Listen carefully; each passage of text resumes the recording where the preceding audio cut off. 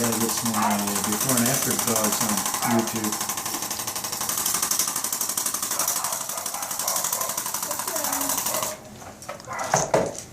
That's it?